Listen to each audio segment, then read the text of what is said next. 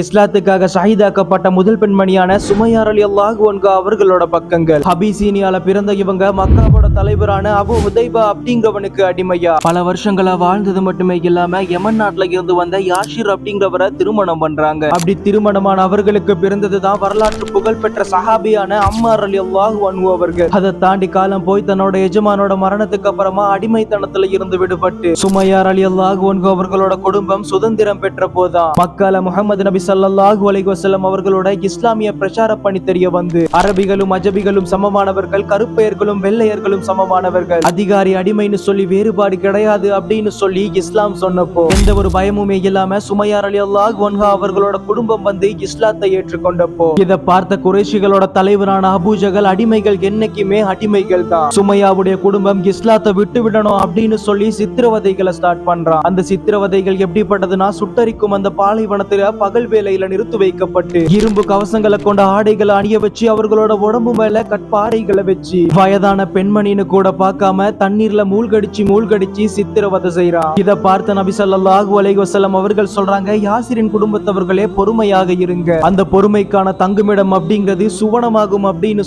சொல்றாங்க. நாட்கள் நகர்ந்தது மட்டுமே இல்லாம அபூஜகளோட கொடுமைகளும் அதிகமாகி அபூஜகல் சொல்றான், சுமையாவே நீ முஹம்மது நபியை வந்து திட்டி விடுறது மட்டுமே இல்லாம நீ வணங்கிய பழைய சிலை வணக்கம் எல்லாத்தையுமே திரும்பவும் வணங்கணும்னு சொல்லி மிரட்டியப்போ சுமையா ரலியல்லாஹு அன்ஹா அவர்களோட அந்த வீரம் பேசுற வீரமான ஈமான பாருங்க. மக்காவோட மிகப்பெரிய குறைஷியர்களோட தலைவரான அபூஜகளோட முகத்தை பார்த்து சொல்றாங்க, லா இலாஹ இல்லல்லாஹ், வணக்கத்துக்குரிய நாயன் அல்லாஹ்வை தவிர வேறு யாருமே இல்லைன்னு சொல்லி கலிமாவை சொன்னது மட்டுமே இல்லாம எல்லா குறைஷிகளும் பாக்குற அந்த வேலையில அபூஜகளோட முகத்துல வந்து துப்பியும் விடுறாங்க. இந்த கேவலத்தை தாங்க முடியாத அபூஜகல் சுமையா ரலியல்லாஹு அன்ஹா அவர்களை வந்து குத்தியப்போ இஸ்லாத்துக்காக முதலா ஷஹீதாக்கப்பட்ட பெண்மணியா சுமையா ரலியல்லாஹு அன்ஹா அவர்கள் மாறுறாங்க. இந்த ஒரு வீடியோ, இந்த ஒரு வரலாறு எல்லா இஸ்லாமிய பெண்களையும் போய் சேரணும். எதனாலனா இஸ்லாத்துக்காக சுமையா ரலியல்லாஹு அன்ஹா அவர்களை மாதிரி உயிரை கொடுக்க சொல்லல, உடனான உலகத்தோட கலாச்சாரத்துக்காக இஸ்லாத்தையும் ஹிஜாபையும் அவமதிக்காம இருந்தா போதும்.